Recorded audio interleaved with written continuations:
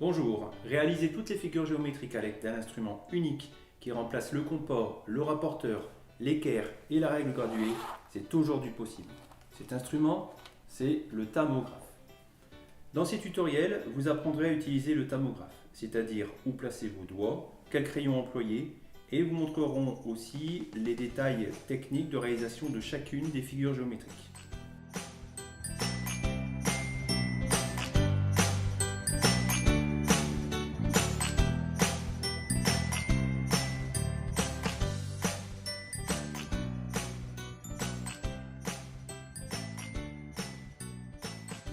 Tracer un cercle de rayon 60 mm. Je regarde d'abord en haut. Vous trouverez tous les multiples de 5 entre 10 et 110. 10, 15, 20, 25, 30, 35, 40 et ainsi de suite jusqu'à 110. Partons du trou numéro 60. Pour trouver le 61 et les autres, il faut descendre un petit peu et un peu décaler. 61, 62, 63, 64. Cela forme un arc de cercle. Je vais donc tracer un cercle de rayon 60 mm. Où se trouve le centre du cercle sur le tamographe? Il est ici. Il y a une croix de centrage où il n'y a pas de matière. Et sous le tamographe, il y a également un matériau adhérent en forme de rondelle, c'est le rubber. Cette matière est très adhérente sur la feuille.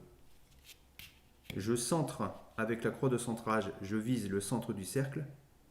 Et avec l'index gauche, j'appuie légèrement sur cet axe. Quelques grammes suffit. Une fois que j'appuie, le tamographe, l'axe ne bouge plus du tout, tant en translation qu'en rotation. Sur ce dessin, le tamographe est en bleu. Selon le taille-crayon employé, le crayon est plus ou moins pointu. L'idéal est la coupe de gauche. Je vais tracer un cercle de rayon 60 mm. Donc pour cela, je vais mettre mon crayon dans le trou numéro 60. Il vaut mieux travailler sur feuille libre que sur le cahier, avec un crayon à papier à pointe sèche, par exemple HB, voire encore mieux 2H. Je place mon crayon perpendiculairement à la feuille et je commence le tracé. Arrivé ici, ma main gauche gêne, ce n'est pas grave. J'enlève le crayon, je tourne avec l'index autour de l'axe, je ne crains pas que l'axe bouge grâce au rubber et je replace mon trou dans le crayon dans le même trou, 60. Et je poursuis ma rotation. Voilà. Je vais maintenant tracer un autre cercle. Pour changer de couleur, c'est très rapide. Il suffit de poser le crayon et de saisir l'autre crayon. Il n'y a pas à visser et à dévisser comme sur certains compas. Je vais en même temps vous montrer comment on trace un cercle d'un seul trait sans lever le crayon. Pour ceci, je place le tamographe dans cette position. Les numéros sont à l'envers. Ce n'est pas gênant. Je mets mon crayon dans le trou 70. Je vais faire un cercle de rayon 70 mm. Perpendiculaire, je commence le tracé et à un moment donné, regardez mon index gauche, je le déplace et je poursuis le tracé. Voilà. Une fois que c'est terminé, je dois enlever le tamographe. Pour ce faire, au niveau de l'axe, il y a un effet de levier. Quand j'appuie d'un côté, l'autre côté se soulève et je le saisis facilement. Voilà. Bien sûr, on pourra remarquer qu'il n'y a pas de trou dans la feuille et que la table qui est en dessous de la feuille n'est pas abîmée non plus. Il est aussi possible de travailler avec d'autres types de crayons. Par exemple, il existe des feutres à pointe fine ou des stylos dont la pointe n'est pas trop importante. On va tester avec ce stylo. Ça fonctionne. Avec un feutre à pointe fine, comme tout à l'heure, ça fonctionne. Changement de couleur très rapide.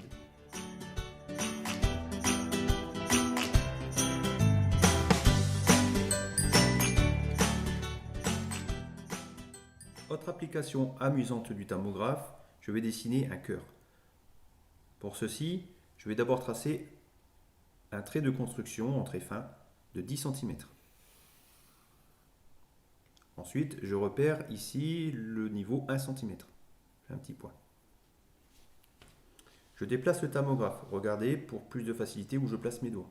Si j'appuie ici, c'est compliqué. Si j'appuie ici, ça se déplace facilement. Et je le positionne ainsi. Voilà. Je vais tracer à la périphérie du thermographe, en démarrant d'ici, là où il y a un trait fort, jusqu'au milieu de la règle.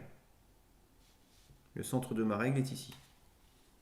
J'appuie bien sur le thermographe pour qu'il ne bouge pas et je trace en périphérie.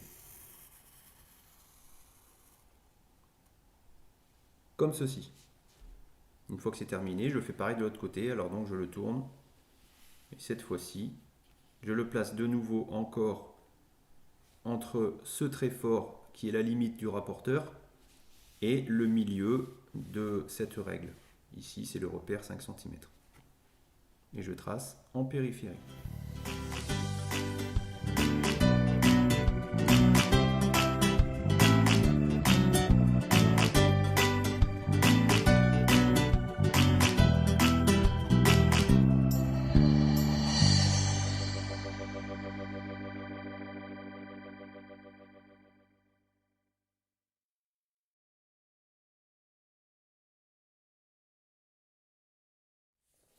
Le site internet propose également différents documents pédagogiques.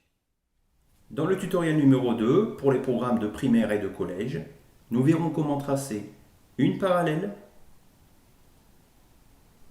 un angle pour fabriquer un triangle, une médiatrice, une bisectrice et enfin le symétrique d'un point par rapport à une droite.